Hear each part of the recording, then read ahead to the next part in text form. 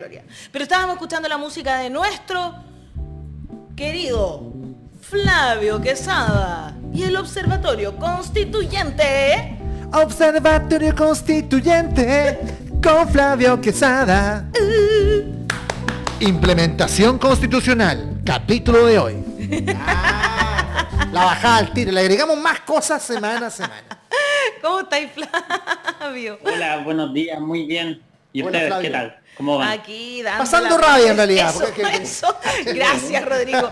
Dando la pelea desde ya estamos en la recta final. Igual uno se pone como estamos cansados. ¿Para qué te voy a decir una cosa por otra? Sí, bueno, no son lo único. Y ¿sabes? A propósito de lo mismo que estaban ustedes conversando, me aprovecho Eso, dele nomás. comentarles que hice un cuadro, a propósito de que tenemos que hablar de ver. implementación, Me qué gusta pasa si se aprueba o se rechaza. En el caso que se rechace, la única certeza que tenemos, y lo que establece el texto ahora vigente, que sigue vigente este mismo texto, ¿cierto? El texto de la Constitución del 80.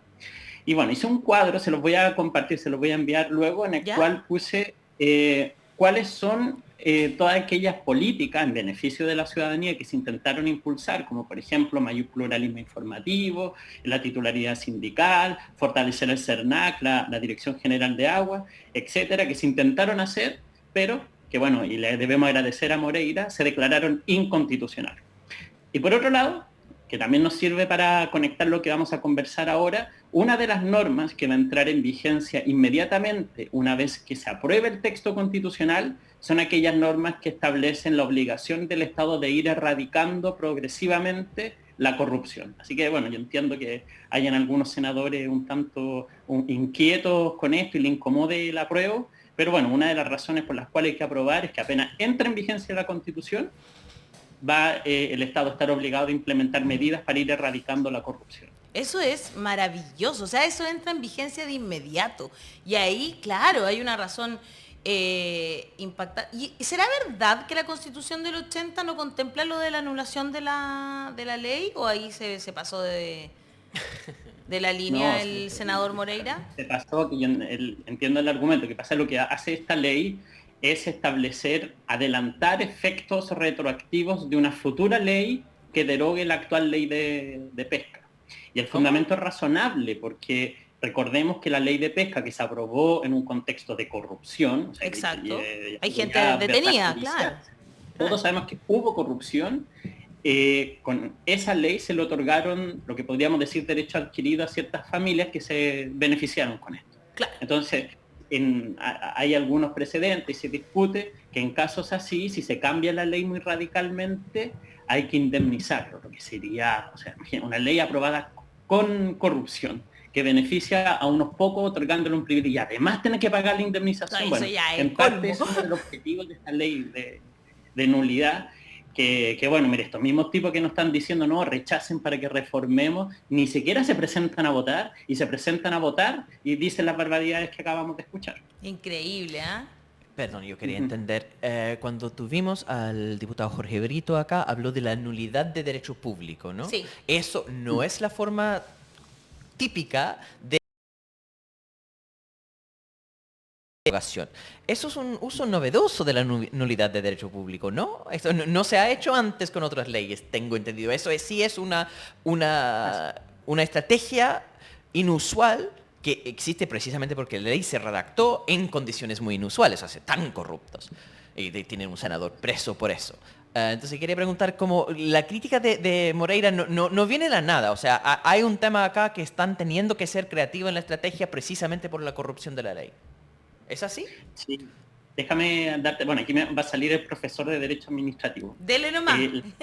La nulidad de derecho público es una construcción, así como Jaime Guzmán fue el referente del derecho constitucional de la dictadura, Ya. Eduardo Soto Clos fue lo mismo del derecho administrativo. ¿Eduardo cuánto? Eso, no te escuchamos. Soto Clos, que bueno, es profesor aún de la Universidad Católica. Ah, perfecto. Bueno, es un tipo muy culto, hizo un aporte muy importante, etcétera, pero bueno, ese fue el rol en la reforma administrativa de la dictadura. Y una de sus construcciones como profesor de Derecho Administrativo fue la teoría de la nulidad de derecho público. Y lo hace desde el texto actual de la Constitución, que establece que cualquier norma que se apruebe vulnerando la Constitución es nula. Eso es lo que dice en breve la norma. aunque eso después se fue decantando y dice, no, se aplica solo para los actos de la administración, no para todo. Pero en su formulación original, de Soto-Clos, era para cualquier acto del Estado, y de eso se están agarrando en el fondo. Nadie sabe para quién trabaja. Eduardo Soto-Clos, cuando construyó esta teoría, bueno, no solo se utilizó para casos de violación a los derechos humanos, en todo caso también, sino que ahora se está utilizando para justificar los efectos retroactivos de la ley que derogue en un futuro la ley de pesca. Pero es en el fondo el origen, la llamada teoría de la nulidad de derecho público, que es algo bien propio de nuestro derecho público. Perfecto, mira qué interesante, ¿eh? Sí, yo... Oye, Eso todos me los días gusta. se aprende algo nuevo. Vamos aprendiendo. Eso, vamos aprendiendo. Matías Walker dijo, si triunfa el rechazo, hay un camino claro de continuar el proceso constituyente. ¿Estás de acuerdo con esa afirmación, Flavio? No, al contrario, yo creo que el único camino claro, y a propósito, lo mismo que vamos a hablar ahora, es el camino del apruebo. ¿Y por qué es un camino claro? No solo porque tiene, digamos, más o menos claro el horizonte, que es el Estado social y democrático de derecho, que implica, y ecológico, y que implica todo lo que hemos conversado cada vez en nuestro espacio, los derechos sociales, la protección al medio ambiente, la protección de los animales, una institucionalidad que permita hacer eso real, etc. No solo tiene un horizonte claro, sino que también tiene un camino claro para llegar a ese horizonte, que son precisamente las normas transitorias, las disposiciones transitorias, que como lo hemos explicado son normas, por eso se llaman transitorias, que tienen por finalidad ir delineando cómo vamos a transitar de la Constitución actual, texto de la dictadura, a la nueva Constitución. Así como vamos a ir caminando, por eso es un camino de tránsito hacia la nueva Constitución. Y eso es claro. En cambio, en la parte del rechazo, que es lo único claro que tenemos, el texto de la dictadura por un lado, todo aquello que nos han dicho siempre que es inconstitucional, como nos lo acaba de recordar el senador Moreira, y bueno, es lo único que tenemos claro, porque nos dicen, no, que quieren que vamos a reformar, que vamos a abrir de nuevo, y el mismo senador Moreira, que se supone que en uno de los cuales deberíamos confiar que van a abrir ese camino de cambio, ni siquiera se aparece para votar. Entonces, a una ley corrupta, que todos sabemos que fue aprobada por hechos de corrupción, en un contexto de hechos de corrupción. Entonces, no, yo no estoy de acuerdo. La única vía clara que entrega certeza, yo diría no solo, porque algunos andan muy preocupados de la certeza del mercado, de los inversionistas, etcétera. Bueno, los propios inversionistas, y han salido varias publicaciones en ese sentido, señalan que esa es la opción que podemos decir da mayores certezas. Pero no solo a ellos. Yo creo que lo más importante es que es la opción que da más certeza a la ciudadanía respecto de todas aquellas demandas que históricamente hemos estado exigiendo y que no se han cumplido, como son hacer real y efectivo los derechos sociales, que, como el mismo texto señala, también son derechos humanos. Es verdad. Muy bien. Muy bien. Para ir despejando dudas, porque entiendo de que la nueva constitución, si es que gana el apruebo, va a pasar unos días, va a ser promulgada en el diario oficial, comenzará a regir, ahí las normas transitorias que están al final del texto son las que van a permitir este puente, pero también va a tener que haber una adaptación de algunos códigos, hablo de código penal, código civil, de acuerdo a los principios, al techo que establece la Constitución, y cuáles son esos límites, porque yo, incluso en redes sociales, te voy a decir, me he enfrentado con algunas personas que dicen, ahí está la trampa, porque después van a cambiarlo todo, van a cambiar el código penal, van a cambiar el código civil, y la cosa no es así. No es así. A ver, ahora para que vayamos explicando la transición, yo creo lo primero que hay que decir, porque hemos puesto mucho acento quizás en el camino, y esto puede generar quizás la impresión de que, claro, vamos a aprobar, va a aparecer en el diario oficial, y aparece en el diario oficial y entra en vigencia. Claro. Aparece en el diario oficial y como que vamos a tener que esperar que se hagan después otras leyes. No, hay muchas cosas que entran en vigencia de inmediato. Y eso yo creo que es importante plantearlo, porque son cosas importantes para la ciudadanía. Súper. Como cuáles mencionábamos recién, esta obligación del Estado de ir erradicando en cada uno de sus niveles la corrupción, que es algo que sabemos muy sentido también por la ciudadanía. Pero no solo eso, por ejemplo, algo que a mi juicio es muy importante, entra en vigencia de inmediato las robustas cláusulas antidiscriminación que establece el nuevo texto. El nuevo texto tiene, respecto al derecho a la igualdad, o sea, podríamos decir, si este es el estándar de derechos humanos y el texto actual que está por debajo, nos ponemos al día con el estándar internacional de derechos humanos y eso queda muy robustecido y eso entra en vigencia de inmediato. Y eso me parece súper importante porque en Chile hay mucha corrupción también y es importante evitar aquello. También discriminación. Entonces, les quiero decir, y es importante transmitirlo, todas aquellas personas que en algún momento de su vida, por cualquier motivo, se haya sentido víctima de discriminación, que sepa que con el apruebo, de inmediato, una vez que entre en vigencia, va a estar más protegido que hoy. Y eso yo creo que es una señal importante para transmitir a la ciudadanía. No solo eso, también los derechos de los niños, niñas y adolescentes entran de inmediato en vigencia, los derechos de las personas adultas, de las personas en situaciones de discapacidad, etcétera. Bueno, los derechos de las mujeres. Hay otros que quedan a la espera. Y ahí entra la idea del camino, como decimos, de la transición del texto actual al horizonte de la nueva Constitución, que son aquellos nuevos derechos que para que sean realmente efectivos requieren leyes o cambios de leyes. ¿Qué es lo que hace la transición? El principio general, y esto está en la disposición segunda transitoria, que es una disposición muy importante. ¿Ya? Porque ocupa mucho también para meter miedo. ¿En qué sentido? Dice, no, con la nueva Constitución, por ejemplo, ahora va a ser inconstitucional tal cosa, con la nueva Constitución no dice nada de esto otro. Lo primero que hay que decirle a la ciudadanía es que el ordenamiento jurídico no es solo la Constitución, está la Constitución, que es un marco, es como, podemos decir, como una semilla, ¿ya? El ordenamiento jurídico tiene más cosas, como un árbol. Ya está, la semilla va a ir creciendo y eso que va creciendo son leyes, reglamentos que se van dictando, el Código Civil, el Código Penal. ¿Lo que sí se acaban son las leyes orgánicas? No, se acaban las leyes orgánicas. Se acaban. Con el nuevo texto se acaban. Tenemos una sola categoría de ley. Volvemos como Perdón, Flavio, pero se acaban en el sentido que se acaba la categoría. Exacto. Pero esas leyes se traducen en el mismo texto, solamente que es una ley ordinaria, ¿cierto? Exactamente, en consecuencia se modifican como se modifica cualquier ley. Pero no desaparecen esas leyes, pero solamente no cuando están necesitan cambiados. de quórum supramayoritario, digamos, una cosa así, claro. Ya, claro. Perfecto. Exacto. Y eso es lo importante porque el Código Penal, el Código sigue todo vigente, es decir, o sea, usted firmó un contrato de arriendo, por ejemplo, y está arrendando donde vive, si cambia obvio que su contrato sigue igual de vigente porque el Código Civil sigue vigente, la ley de arriendo que sigue vigente, es si alguien comete un delito, va a ser sancionado de conformidad al Código Penal porque va a seguir siendo... Eso es lo que establece la norma de la disposición segunda transitoria. Todas las normas legales siguen vigentes a menos que se modifiquen expresamente por el legislador, es decir, por una decisión democrática. Tenemos en consecuencia un texto que lo que hace es abrir el juego democrático. Hoy en día la Constitución lo cierra porque queríamos hacer algo inconstitucional, lo dice el Tribunal Constitucional, queríamos hacer otra cosa, no, quórum supramayoritario. Recuerden ustedes cuando se quiso introducir el derecho humano al agua a la Constitución. Tuvo una votación altísima en el Senado. Claro. Altísima. No recuerdo era cuánto... 24 versus 12. Pero se rechazó porque exigió un quórum altísimo. Bueno, todo sigue, a menos que se modifique las leyes siguen vigentes, eso es lo que establece el artículo segundo transitorio. Y luego todas las otras normas transitorias van estableciendo hipótesis concretas.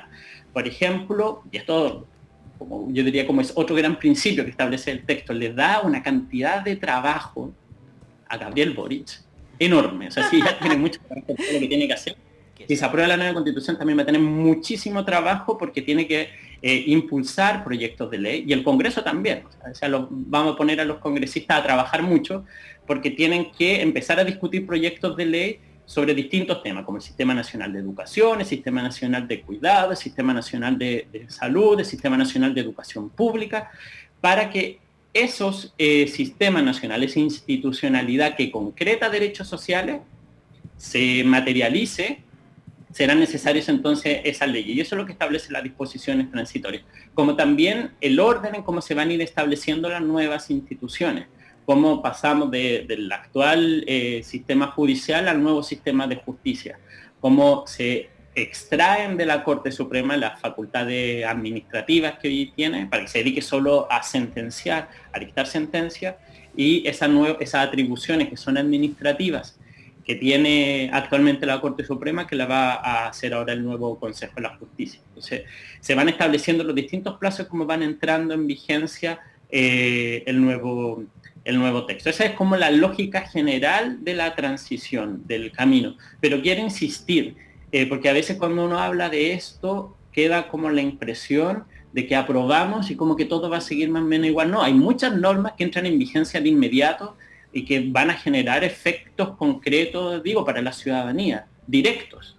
La cláusula de discriminación antidiscriminación me parece un caso ejemplar de algo que cambia la vida cotidiana de muchas personas y que entra en vigencia de inmediato. Y otra, que no es menor, que es una norma de la cual hemos hablado mucho, que es el artículo 15, que está en el capítulo primero, que es la norma que establece, que abre el ordenamiento jurídico chileno, lo abre al derecho internacional de los derechos humanos. Es decir, entra de forma inmediata, eso tiene efecto inmediato, de forma inmediata todo el derecho internacional de los derechos humanos, es decir, entra en vigencia la nueva Constitución y Chile de inmediato cumple, digamos, se pone el día en materia de derechos humanos porque el derecho internacional de los derechos humanos va a ser el piso mínimo. Ese es el artículo 15 y eso entra en vigencia de inmediato. Entonces, si por ejemplo a alguien se vulnera alguno de sus derechos, la Corte Suprema o el tribunal que conozca, por ejemplo, no sé, en una tutela laboral, tendrá que tener en consideración todo el derecho internacional de los derechos humanos. Déjame leerlo para que se entienda bien. Lo voy a leer. Artículo 15. Los derechos y obligaciones establecidos en los tratados internacionales de derechos humanos ratificados y vigentes en Chile, los principios generales del derecho internacional de los derechos humanos y el derecho internacional consuetudinario de la misma materia forman parte integral de esta Constitución y gozan de rango constitucional. El Estado debe prevenir, investigar, sancionar y reparar integralmente las violaciones a los derechos humanos. O sea, si los derechos humanos de alguno de nosotros fuesen pasados a llevar, si no sé, a mí me detienen y me desnudan en una comisaría, yo podría ir a alegar esto, ¿no? Sí, o bueno, y en día igual también lo puede alegar. ¿Cuál es la diferencia? Es que ahora ya no es solo el texto constitucional, las leyes, sino que además todo el sistema de derecho internacional de los derechos humanos robustece la protección de los violencia. Claro. Perfecto. Por eso que quería mencionar que, no sé si lo han visto ustedes o lo han comentado, la adhesión de Amnistía Internacional a la apruebo. Por supuesto. Amnistía Internacional es una organización internacional que protege y promueve los derechos humanos en todo el mundo. En razón de lo mismo, tiene una política de prescindencia de los conflictos políticos internos. No se hace parte de las elecciones. Pero ahora hizo una excepción a eso, que es una política que aplica en todos los países, porque dice que esta Constitución es un avance tan importante en materia de derechos humanos que no pueden ser neutrales. O sea, ese es el nivel de importancia para la protección de los derechos humanos de este texto. Y algo que también es importante mencionar, porque también entra en vigencia de inmediato a propósito de cosas que hemos visto últimamente, como fue esta política bolsonaresca y trumpista de ciertos sectores de la derecha, de instaurar como que aquí podría haber fraude porque hay personas que fueron detenidos desaparecidos y que aparecen en los registros electorales.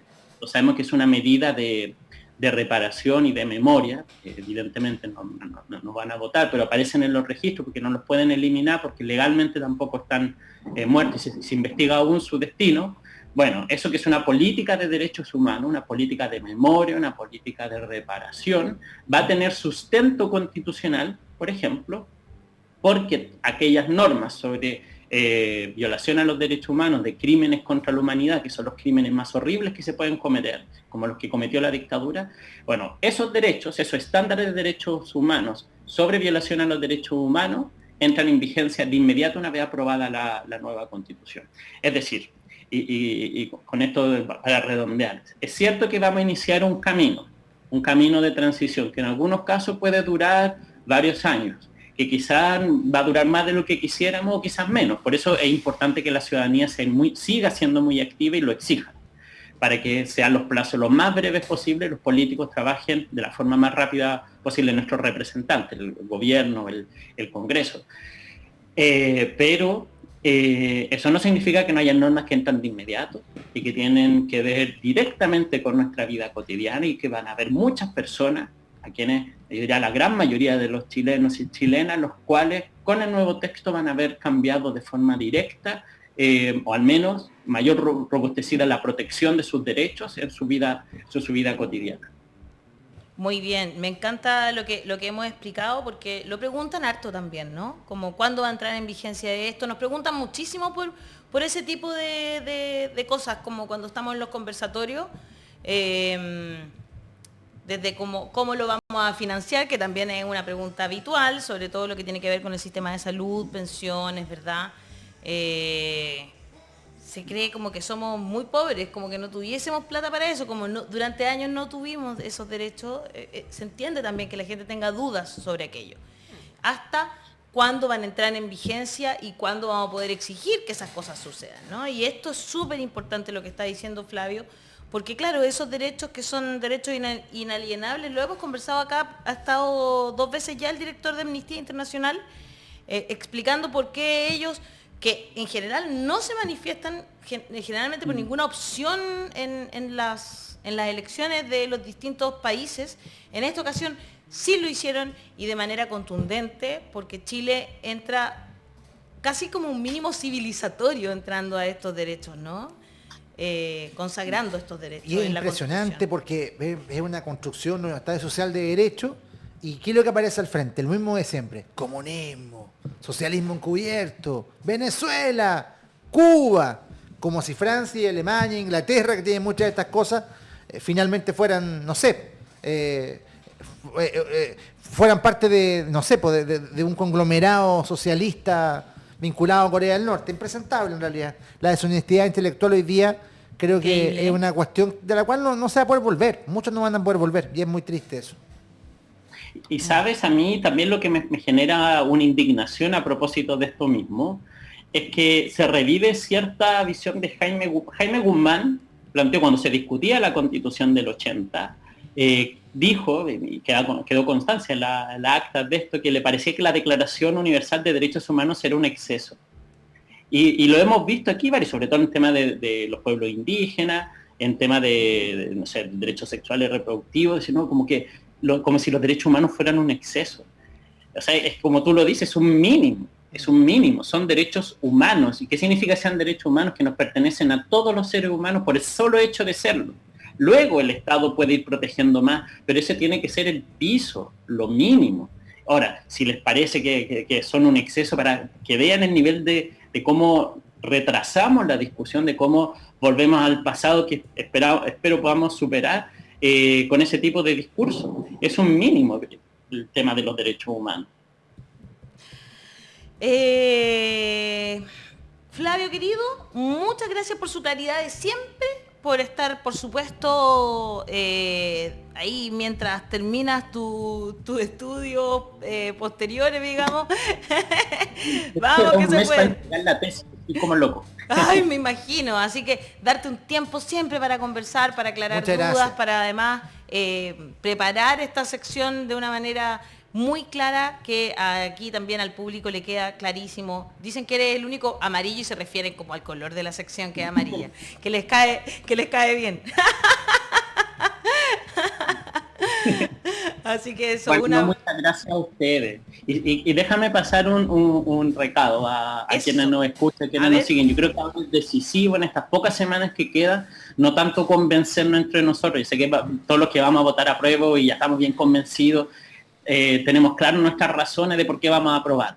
Es importante ahora jugársela, ir a hablar con las tías que no entienden mucho y con razón, explicarle a las tías, a los familiares, a los amigos, a la mamá, al voto indeciso, ahí hay que ir a hablar.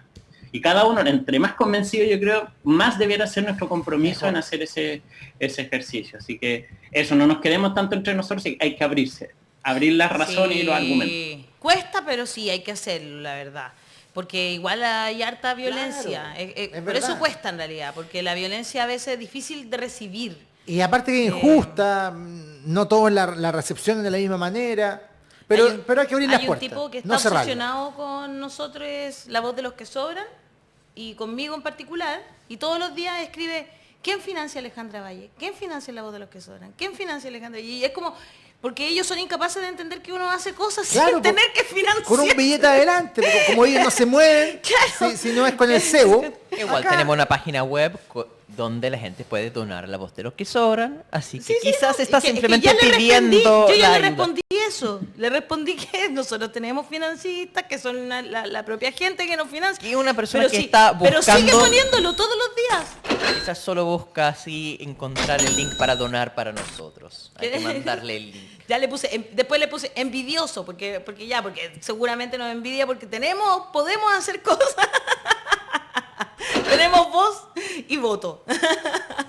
En fin, un abrazo, Flavio, que estén muy bien. Chao, Flavio. Nos vemos la Querido. próxima. Hasta la Muy próxima bien. semana, Chao. no queda nada.